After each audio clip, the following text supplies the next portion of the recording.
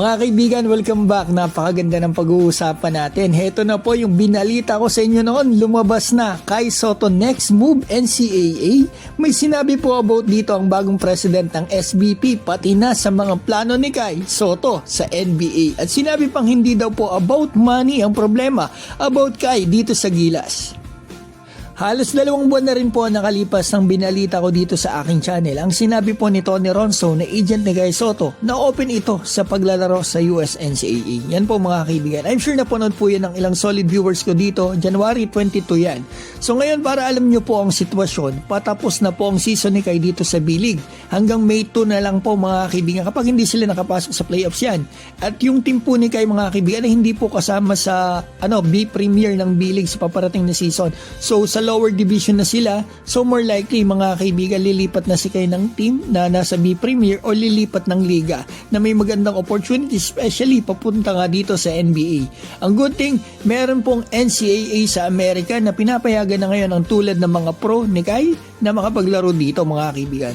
So eto, finally may lumabas na po ayon sa legit source, yung Tiebreaker Times. Maraming salamat po. Eto yung title nila, Kai Sotto's next step could be NCAA as NBA ambitions continue. Yung caption po sa picture nila, eto, Kai Sotto to take NCAA route.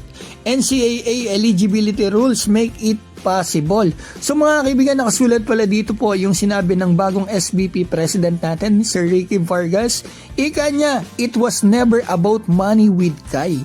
Yan naman po talaga ang totoo mga kaibigan. Ginawan lang talaga ng kwento ng ilang mga basher etong si Kai Sotto dito sa Gilas. So etong mga nakasulat pa rito sa report. Alam daw po ng SBP ang mga plano ni Sotto mga kaibigan, pero wala pa daw pong final decisions.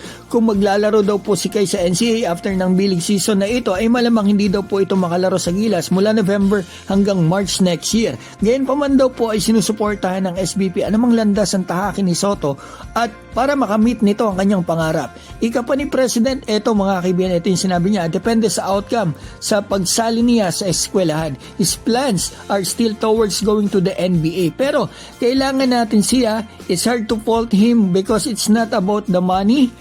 He wants to play in the NBA. Sinabi pa niya na ano man ang piliin ni Kai, pangarap man na NBA o ang Gilas, parehong tama dahil pareho namang bandera ng Pilipinas ang nire-representa niya.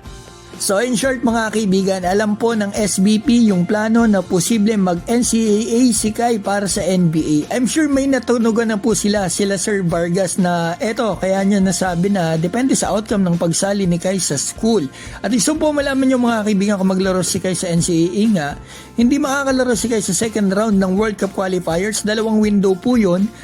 Bale sa November at February 2027. At para sa akin, very good idea na maglaro si Kai dyan sa NCAA kasi makikita siya ng tutukan ng NBA teams. Madami pang games. So exposure yung maganda, madami para sa NBA. And I'm sure madaming NCAA teams talaga magkaka-interest kay Kai, honestly. Kasi 7'3", agile, dominating sa FIBA at B-League. Mga ex-NBA nga sa Japan, tinitibag niya. Dyan pa kaya sa NCAA? Tamang-tama yan kasi after ng NCAA, pwedeng diretsyon na siya sa Summer League. At gaya nga po nung sinabi sa akin ng source before, 2027 talaga ang plano ni Kai para mag-try ulit dito sa NBA.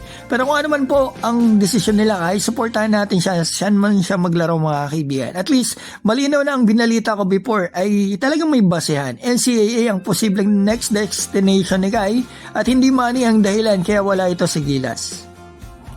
Palike and subscribe naman dyan mga kaibigan habang kayo nagko-comment dyan. So eto, batiin ko po pala si Nash Garcia, Tabi Tons, Raxido, King Jan, Junicio Rupo, Rolly Perote, Aguerco Salvador, Esser Dale, Rigisek, Ronman, Joey Del Mundo, Marvin Santiago, PJ Manso, Off to Road Vlog. Mga kaibigan, maraming salamat po sa inyo.